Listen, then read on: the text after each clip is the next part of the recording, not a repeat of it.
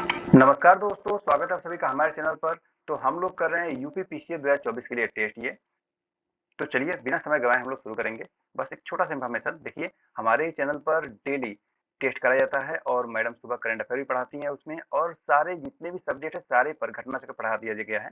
तो आप सभी लोग उससे जुड़िए और उस वीडियो का लाभ उठाइए, ठीक है? तो चलिए शुरुआत करेंगे। इसमें पहला क्वेश्चन आता है, सौर मंडल में निम्नलिखित में से कौन सा ग्रह पानी पर तैर सकता है? मंगल एवं शुक्र, बृहस्पति, मंगल एवं बृहस्पति, या तो शुक्र और नेपच्यून, या तो बुध, शुक्र और शनि, या तो केवल शनि ग्रह। कौन सा हो जाएगा इसमें से? चलिए समय लीजिए, इसका आंसर दीजिए।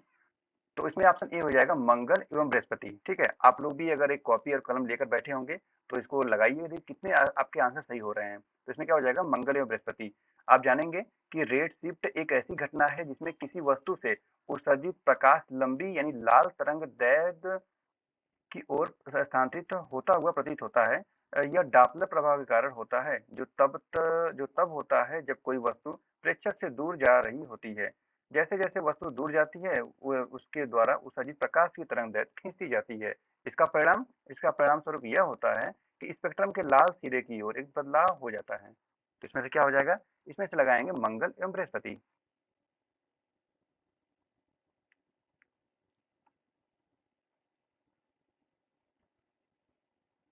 चलिए क्वेश्चन नंबर 2 आपके सामने आता है। एक बढ़ते अंकुर को एक अंधेरे कमरे में रखा गया है। इसके पीछे कुछ दिनों के लिए एक जलता हुआ दीपक रखा जाता है। अंकुर का ऊपरी भाग जलती हुई मोमबत्ती झुक जाती है। इनमें से निम्नलिखित में से एक उदाहरण है। चलिए ऑप्शन आपके सामने है, बताइए कौन सा हो जाएगा। रसायन रसायनावर्तन, या तो हाइड्रोटोपिज्म, या तो प्रकाशन उत्तर, या तो जियोट्रोपिज्म।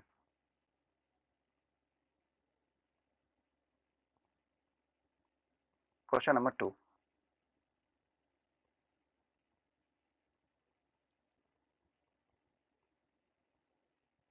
तो देखेंगे इसमें ऑप्शन नंबर सी लगाएंगे, प्रकाशानुवर्तन, जो कि फोटोट्रोपिज्म प्रकाश की प्रतिक्रिया की में किसी पौधे या अन्य जीव का प्रकाश स्रोत की ओर सकारात्मक फोटोटिज्म या उससे दूर नकारात्मक फोटोटिज्म उन्मुखीकरण करता है।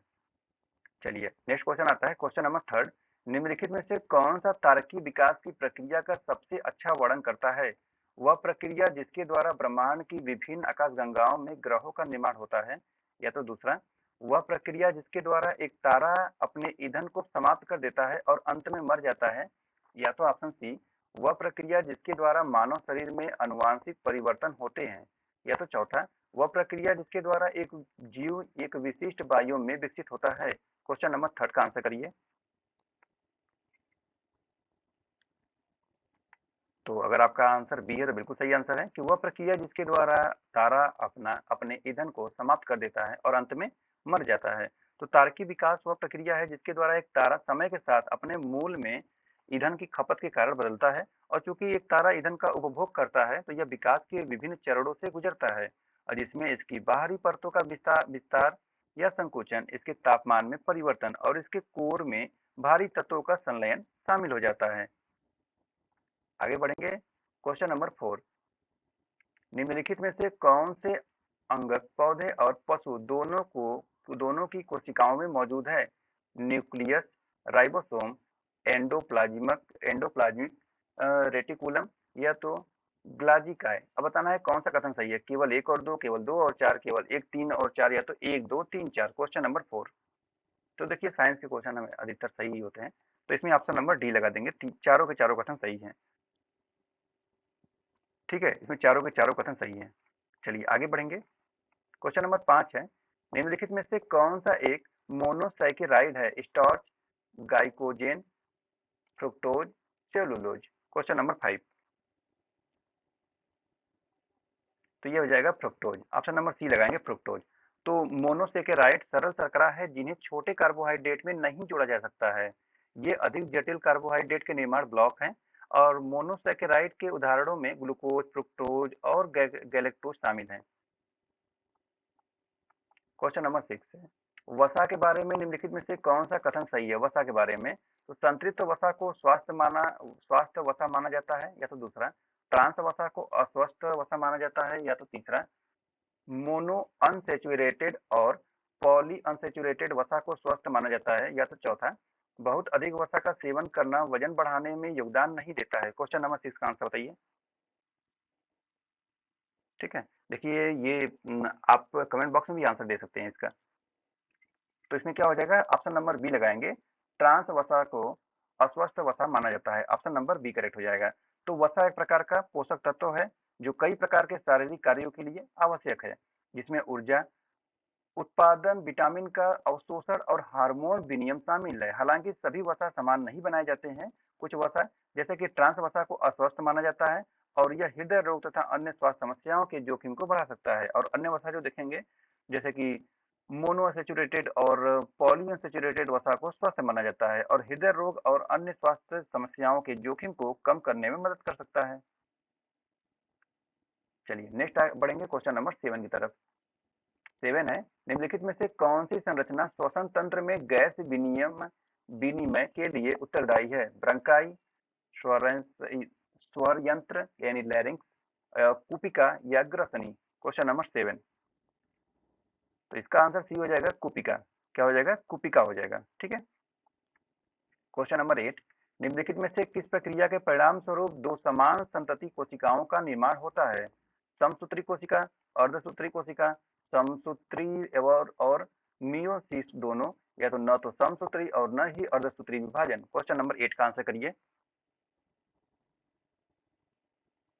तो ये हो जाएगा समसूत्री कोशिका। ऑप्शन नंबर ए हो जाएगा। क्या हो जाएगा? समसूत्री कोशिका। चलिए आगे बढ़ेंगे। क्वेश्चन नंबर 9 आपके सामने रहेगा।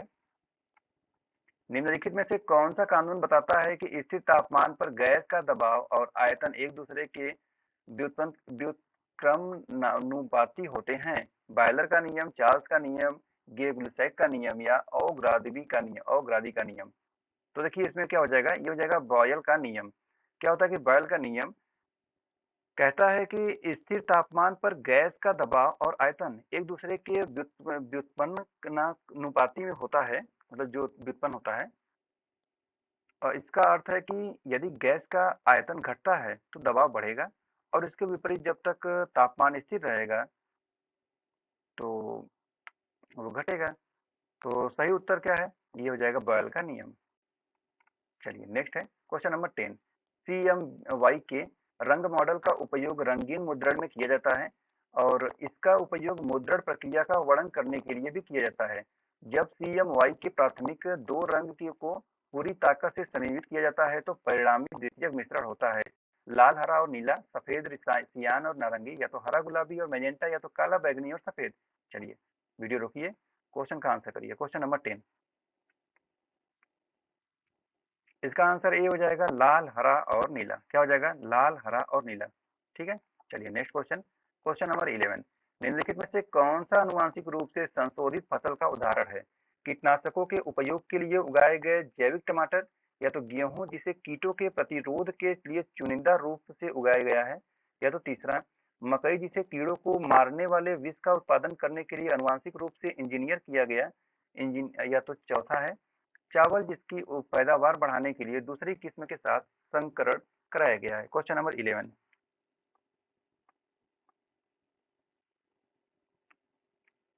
तो देखिए आनुवांशिक रूप से संशोधित फसल का उदाहरण होता है कि मकई जिसे कीड़ों को मारने वाले बीज का उत्पादन करने के लिए आनुवांशिक रूप से इंजीनियर किया गया है। ऑप्शन नंबर सी लगा देंगे, जो ये इंजीनियरिंग तकनीकों से हिसाब से आता है। Question number 12।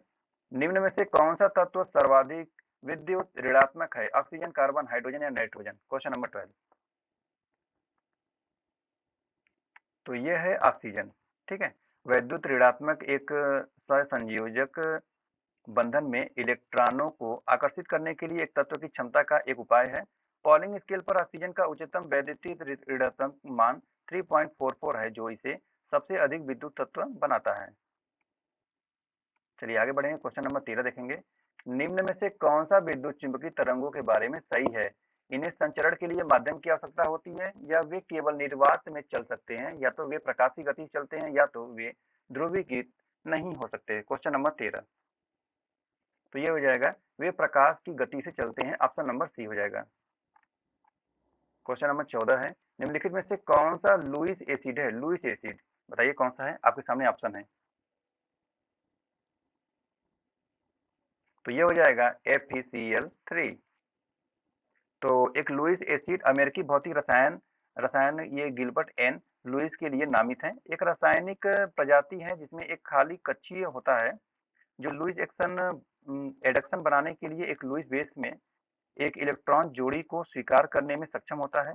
एक लुईस बेस तब तब कोई भी प्रजाति है जिसमें एक इलेक्ट्रॉन जोड़ी वाले एक भरी हुई कक्षी होती है जो बॉन्डिंग में शामिल नहीं होती है, लेकिन लुईस एसिड के साथ लुईस एडिक्ट बनाने के लिए एक डेटिव बॉन्ड बना सकता है। ठीक है, तो क्या हो जाएगा FeCl3। Question number 15, photo electric प्रभाव के बारे में निम्नलिखित में से कौन सा सही है? यह तब होता है जब प्रकाश को धातु द्वारा अवशोषित किया जाता है और इलेक्ट्रॉनों को उत्सर्जित किया जाता है। या तो दूसरा, यह तब होता है जब इलेक्ट्रॉन एक दूसरे से टकराते हैं और प्रकाश का उत्सर्जन करते हैं। या तो तीसरा, ये इलेक्ट्रॉनों के व्यवहार से संबंधित नहीं है। या तो चौथा, यह केवल बहुत अधिक तापमान पर होता है। क्वेश्चन नंबर 15 का आंसर करिए। तो इसमें पहला कथन सही है। यह तब होता है जब प्रकाश को धातु द्वारा अवशोषित किया जाता है और इलेक्ट्रॉनों को उत्सर्जित किया जाता है। क्वेश्चन नंबर 16, निम्नलिखित में से कौन प्राथमिक एल्कोहल है? CH3CH2OH। कौन सा हो जाएगा इसमें से? तो ऑप्शन नंबर इसमें पहला ही करेक्ट है, CH3CH2OH। तो प्राथमिक अल्कोहल के वे अल्कोहल होते हैं जिनमें हाइड्रॉक्सिल समूह यानी कि OH का कार्बन परमाणु केवल एक एकल एल्काइल समूह से जुड़ा होता है। इन प्राथमिक अल्कोहल के कुछ उदाहरण में मेथनॉल यानी कि प्रोपेनॉल, इथेनॉल आदि शामिल हैं।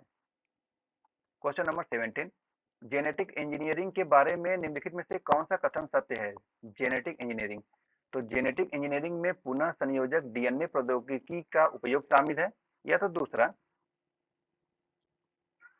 जेनेटिक इंजीनियरिंग का उपयोग केवल अनुवांशिक रूप से संशोधित जीवों जीएमओ को बनाने के लिए किया जा सकता है। या तो तीसरा, चिकित्सा के क्षेत्र में जेनेटिक इंजीनियरिंग की कोई संभावित अनुप्रयोग नहीं है। या तो ऑप्शन डी यहाँ पे हो जाएगा कि जेनेटिक इंजीनियरिंग में जीन का हेर फेर शामिल नहीं है। चलिए, क्वेश्चन नंबर 17 आपके सामने है, इसका आंसर बताइए।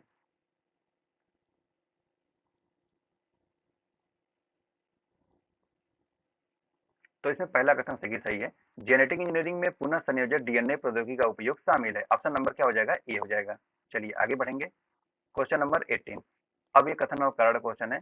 पवन ऊर्जा को बिजली के उत्पादन के लिए आवर्ती व्यय की आवश्यकता नहीं होती है और पवन ऊर्जा का उपयोग करने में कोई सीमाएं नहीं होती हैं, क्योंकि क्योंकि पवन ऊर्जा फार्मों की स्थापना के लिए भूमि के बड़े क्षेत्र की आवश्यकता होती है। उदाहरण के लिए 1 मेगावाट पवन ऊर्जा उत्पन्न करने के लिए फार्म को लगभग 2 हेक्टेयर भूमि की आवश्यकता होती है। कौन सा कथन सही होगा? केवल एक, या तो केवल दो, या तो दोनों कथन सही है, सही व्याख्या करता है। या तो देखिए यहाँ पर दोनों कथन सही है, सही व्याख्या करता है। या तो ये हो सकता है, या तो सही व्याख्या नहीं करता है। या तो ए सही है आर गलत है, या ए गलत है आर सही है। तो इसमें से देखेंगे तो ऑप्शन नंबर डी लगाएंगे, ए गलत है आर सही है। तो देखेंगे इसमें पवन ऊर्जा को बिजली के उत्पादन के लिए आवर्ती व्यय की आवश्यकता नहीं होती है और पवन ऊर्जा का उपयोग करने में कोई सीमाएं नहीं होती हैं, ये कथन गलत है। और दूसरा कथन बिल्कुल सही है। ठीक है, कि पवन ऊर्जा फार्मों की स्थापना के लिए भूमि के बड़े क्षेत्र की आवश्यकता होती है। उदाहरण के लिए देखेंगे तो 1 मेगावाट पवन ऊर्जा उत्पन्न करने के लिए फार्म को लगभग 2 हेक्टेयर भूमि की आवश्यकता होती है। तो दूसरा कथन सही, दूसरा कथन सही है, पहला कथन गलत है। तो ऑप्शन नंबर क्या लगा देंगे? ऑप्शन नंबर डी लगा देंगे। चलिए, क्वेश्चन नंबर आपके सामने आता है 19, निम्नलिखित कथनों पर विचार कीजिए। नीली रोशनी किसी भी अन्य रंगीन रोशनी की तुलना में बिखरकर बिना किसी महत्वपूर्ण नुकसान के लंबी दूरी तय कर सकती है, क्योंकि प्रकाश के दृश्यमान स्पेक्ट्रम में नीले प्रकाश की तरंग दैर्ध्य सबसे अधिक होती है। कौन सा कथन सही होगा? ए सही है, आर ए का स्पष्टीकरण सही करता है, या तो स्पष्टीकरण नहीं करता है। या ए सही है, आर गलत है, या ए और आर दोनों गलत है। देखिए यहाँ तो ऑप्शन ही डिफरेंट दिया हुआ है, ए और आर दोनों गलत है। कौन सा कथन सही हो सकता है? क्वेश्चन नंबर 19 देख लीजिए। तो देखिए इसमें दोनों ही कथन गलत हैं। ठीक है, तो ऑप्शन नंबर डी लगा देंगे वैसे। तो अधिक तरंग दैर्ध्य वाला इसको ध्यान सुनिए जो मैं बता रहा हूँ कि अधिक तरंग दैर्ध्य वाला लाल रंग सबसे कम प्रकीर्णित होता है, इसलिए यह किसी भी अन्य रंगीन रोशनी की तुलना में बिखरने से बिना किसी उल्लेखनीय नुकसान के लंबी दूरी तय कर सकता है। इसके अलावा हम स्वाभाविक रूप से लाल रंग को खतरे से जुड़ा हुआ समझते हैं। नीला जैसे रंग सबसे अधिक बिखरे हुए होते हैं और दूर से दिखाई नहीं देते। उदाहरण के लिए हमें आकाश नीला दिखाई देता है क्योंकि नीला रंग वायुमंडल में सबसे अधिक प्रकिरणित होता है। ठीक है, अब देखेंगे यहाँ पर यही सब चेंज कर दिया है, इसलिए दोनों कथन गलत हो गए हैं। यहाँ कह रहा है कि नीला अधिक तरंगदैर्घ्य होता है, तो कम होता है ना। क्वेश्चन नंबर 20, पौधे के उत्सर्जन के लिए पौधे उत्सर्जन के लिए वैसे ही अंगों और क्रिया कार्यनीतियों का उपयोग करते हैं जैसे जंतुओं द्वारा किया जाता है, क्योंकि अपशिष्ट से छुटकारा पाने के लिए पौधों द्वारा रक्तस्राव और वाष्पोत्सर्जन कुछ ऐसे तरीके हैं जिनका उपयोग पौधों द्वारा किया जाता है। कौन सा कथन सही होगा? क्वेश्चन नंबर 20, ए और आर दोनों सही है, स्पष्टीकरण सही करता है या स्पष्टीकरण सही नहीं करता है। या तो ए सच है आर झूठा है, या ए झूठा है आर सच है, मतलब कि ए असत्य है और आर सत्य है। तो इसमें ऑप्शन नंबर डी से हो जाएगा कि ए सत्य है, मतलब ए असत्य है और आर जो है सत्य है। तो पहला गलत, दूसरा सही, ऑप्शन नंबर डी लगा देंगे। ठीक है, पढ़ लीजिए इसको अच्छे से और आगे बढ़ते हैं। क्वेश्चन नंबर 21, अब देखेंगे ये भी कथन और कारण क्वेश्चन है। गुरुत्वाकर्षण तरंगें किसी भी हस्तक्षेप करने वाले पदार्थ से महत्वपूर्ण रूप से बिखरे बिना गुजर सकती हैं, क्योंकि अल्बर्ट आइंस्टीन ने 1916 में सापेक्षता के अपने समांतर सिद्धांत में गुरुत्वाकर्षण तरंगों के अस्तित्व की भविष्यवाणी की थी। कौन सा कथन सही होगा? ए और आर दोनों सही है, सही व्याख्या करता है, या तो सही व्याख्या नहीं करता है, या ए सही है आर गलत है, या ए गलत है आर सही है। तो इसमें ऑप्शन बी लगा देंगे कि दोनों कथन सही है। ठीक है, दोनों कथन सही है, लेकिन एक्सप्लेनेशन दोनों का सही नहीं करता है। तो ऑप्शन नंबर क्या हो जाएगा? ऑप्शन नंबर बी हो जाएगा। ठीक है, कोई प्रॉब्लम? क्वेश्चन नंबर 22, देखिए आप लोग वीडियो को शेयर और लाइक भी करते रहिए। ये इतना मेहनत जो किया जाता है ये आप ही लोग के लिए किया जाता है। Question number 22, hot deep galvanising में जस्ता लौह मिश्र धातु और जस्ता धातु के संरक्षण प्रतिरोधी बहुपरत कोटिंग बनाने के लिए पिघले हुए जस्ता में लोहे या स्टील को डुबोना शामिल है, क्योंकि हॉट डीप गैल्वेनाइजिंग प्रक्रिया जस्ता आयनों को आधार धातु में हस्तांतरित करने के लिए इलेक्ट्रोलाइट समाधान में विद्युत प्रवाह का उपयोग करती है। कौन सा कथन सही होगा? दोनों कथन सही है, स्पष्टीकरण सही करता है, या तो स्पष्टीकरण सही नहीं करता है। या ए गलत है आर सही है, या तो ए सही है आर गलत है। चलिए बताइए। क्वेश्चन नंबर 22,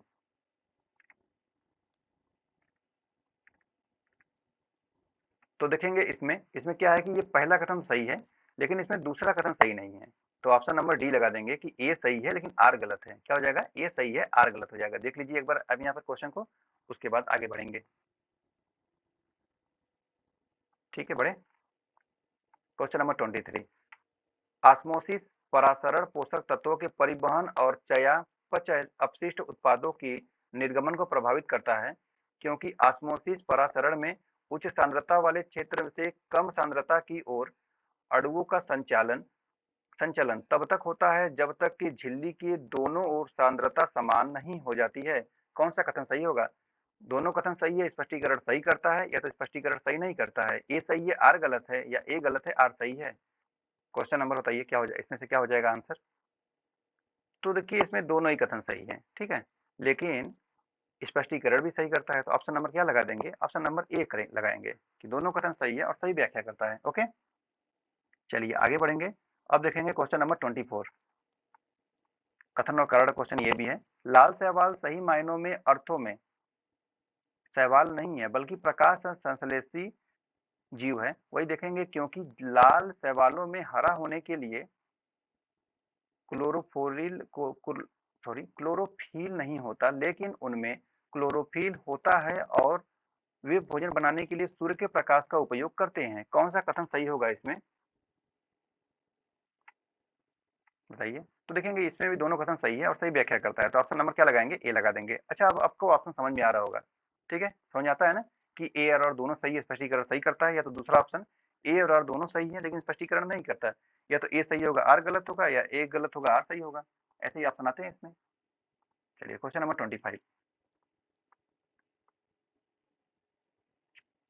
मैरास्मस स्वास्थ्य के लिए एक गंभीर खतरा उत्पन्न करने वाली पोषण कमी विकार है, जो लक्षणों को नजरअंदाज कर दिए जाने पर मृत्यु का कारण भी बन सकता है।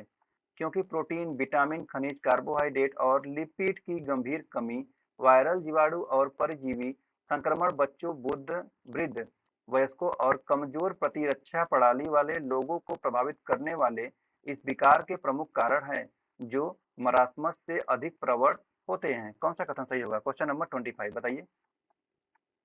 तो इसमें भी दोनों कथन सही है, स्पष्टीकरण भी सही करता है, तो ऑप्शन नंबर ए लगा देंगे। ठीक है, क्वेश्चन देख लीजिए आप।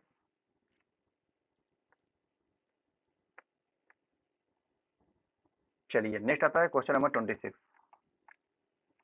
अब देखेंगे यहाँ पर सूची 1 को सूची 2 से मिलाना है इसमें। ठीक है, सूची 1 को सूची 2 से मिलाना है। चलिए मिलान करते हैं। तो भौतिक मात्रा है और इकाइयां हैं। त्वरण, त्वरण का मिलाएंगे मीटर सेकेंड से, और बल का मिलाएंगे न्यूटन से। चमकदार तीव्रता हो जाएगा आपका कंडेला, और आवेग हो जाएगा न्यूटन सेकंड। तो 4 3 ऑप्शन नंबर डी लगा देंगे। 4 3 1 2। ठीक है, देख लीजिए एक बार यहाँ पे। आगे बढ़ेंगे क्वेश्चन नंबर 27 की तरफ। प्लैंक लंबाई, प्लैंक इकाइयों की प्रणाली में लंबाई की मौलिक इकाई है, इसका मान होता है, क्या होता है? तो देखिए इसका ऑप्शन नंबर ए करेक्ट है, 1.62 into 10⁻⁻35 m। Okay, question number 28। मांसपेशियां कमजोर होना तथा काम करने में बहुत कम ऊर्जा महसूस होना किसकी कमी का लक्षण है? Vitamin A, iodine, vitamin B1 या तो विटामिन के।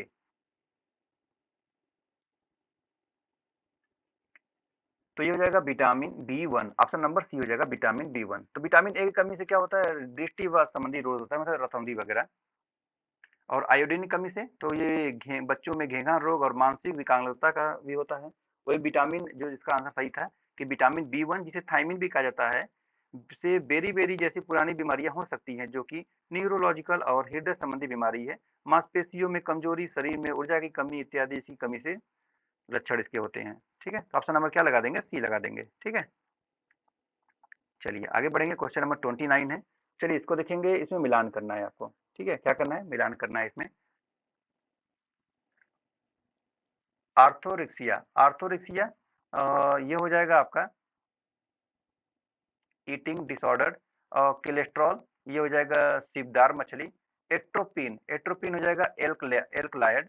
वही एस्ट्रोजन ये हो जाएगा प्लेस्टेसेंटा। ठीक है, 4 2 1 3, 4 2 1 3 ऑप्शन नंबर ए लगा देंगे। ठीक है, चलिए क्वेश्चन नंबर 30 आता है। जूनोटिक टीबी, जीनोटिक टीबी मुख्य रूप से निम्न में होती है। रेशम पालन करने वाले समुदाय या पशु, चिड़ियाघर के जानवर या तो मवेशियों के माध्यम से मनुष्य। Question number 30। तो देखिए इसमें ऑप्शन नंबर डी लगा दीजिए, मवेशियों के माध्यम से मनुष्य। तो जेनेटिक टीबी और टीबी लोगों में माइकोबैक्टीरियम बेविस के कारण होने वाले तपेदिक का एक रूप है, जो एम ट्यूबरकुलोसिस कॉम्प्लेक्स से संबंधित है। मनुष्यों के जेनेटिक जोखिम के संबंध में एम बोविस के लिए मवेशी सबसे महत्वपूर्ण पशु भंडार है। चलिए क्वेश्चन नंबर 31 आपके सामने आता है। इसको देखिए, इसमें मिलान करना है। तो हड्डियों में मौजूद यौगिक, हड्डियों में मौजूद यौगिक ये हो जाएगा आपका कैल्शियम फास्फेट। वही देखेंगे चींटी के डंक में मौजूद अम्ल होते हैं, तो ये होते हैं मैथेनोइक अम्ल होते हैं। वही केले में मौजूद अम्ल होता है, तो ये होता है मैलिक एसिड। और फलों में पकने के लिए ये होता है एथिलीन। तो इस प्रकार 4 3 4 3 1 2 ऑप्शन नंबर डी लगा देंगे। ठीक है, देख लीजिए क्वेश्चन नंबर 31। चलिए आगे बढ़ेंगे। Question number 32। मानव शरीर में प्रोटीन को अमीनो एसिड से एन्कोड की गई जानकारी का उपयोग करके इकट्ठा किया जाता है। एटीपी, माइटोकॉन्ड्रिया, ग्लाइकोजन या जीन। क्या हो जाएगा? तो ऑप्शन नंबर डी लगा देंगे, जीन। ठीक है, चलिए आगे बढ़ेंगे। नेक्स्ट है आपका।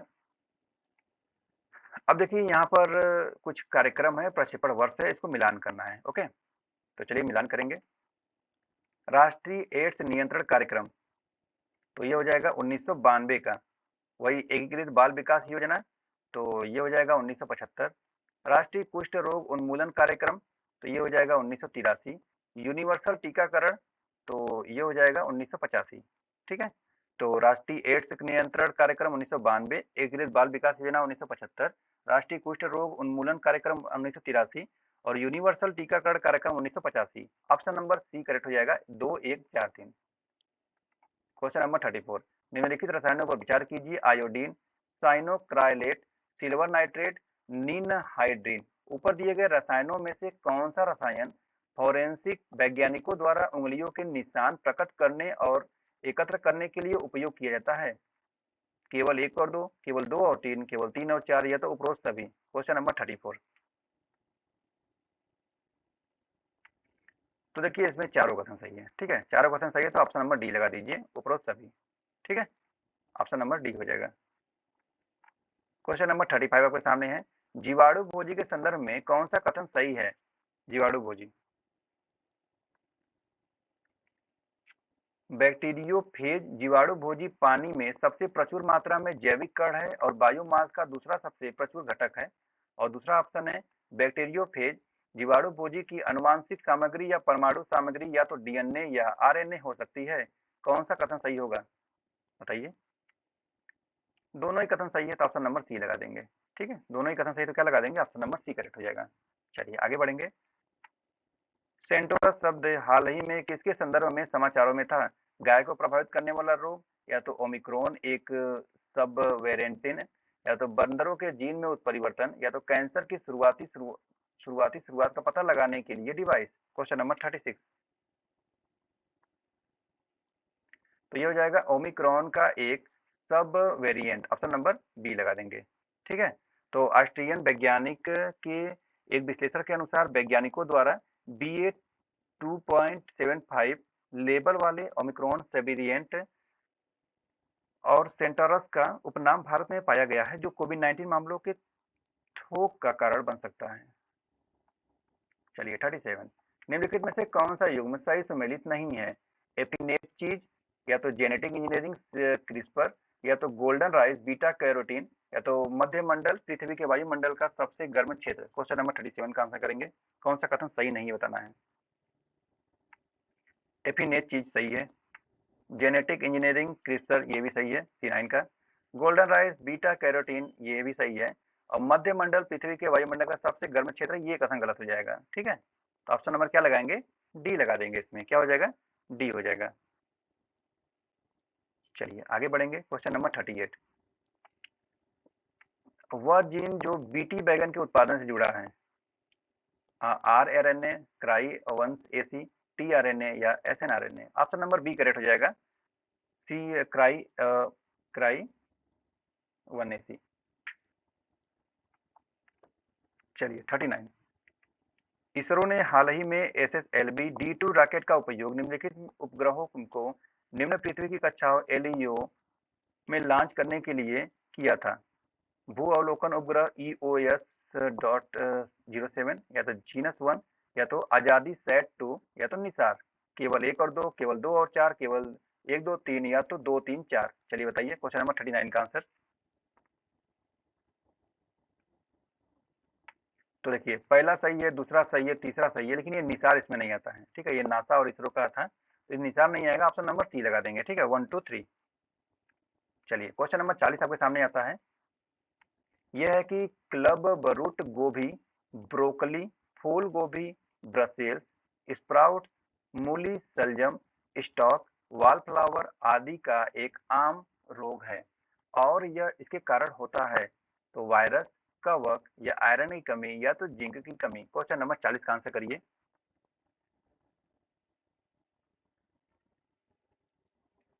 तो इसमें क्या होगा? इसमें हो जाएगा ऑप्शन नंबर बी, कवक हो जाएगा। तो अधिकांश ब्रासिका फसलों यानी गोभी, ब्रोकली, फूल गोभी आदि को प्रभावित करने वाला क्लब रूट पौधों की एक गंभीर बीमारी है। यह मृदा जनित कवक डियोफोरा ब्रैसिका के कारण होता है, जो अति संवेदनशील पौधों को जड़ों के बालों के माध्यम से संक्रमित करता है। ठीक है, चलिए इसमें एक और क्वेश्चन देख लेते हैं।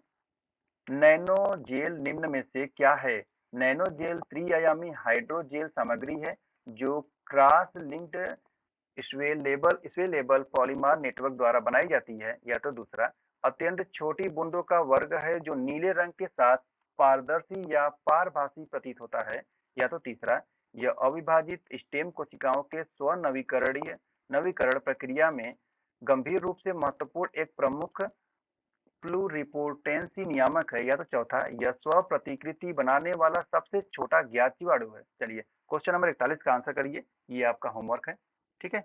75 क्वेश्चन इसमें है, तो और इसका जो क्वेश्चन रहेगा, वो नेक्स्ट वीडियो में लाया जाएगा, ओके?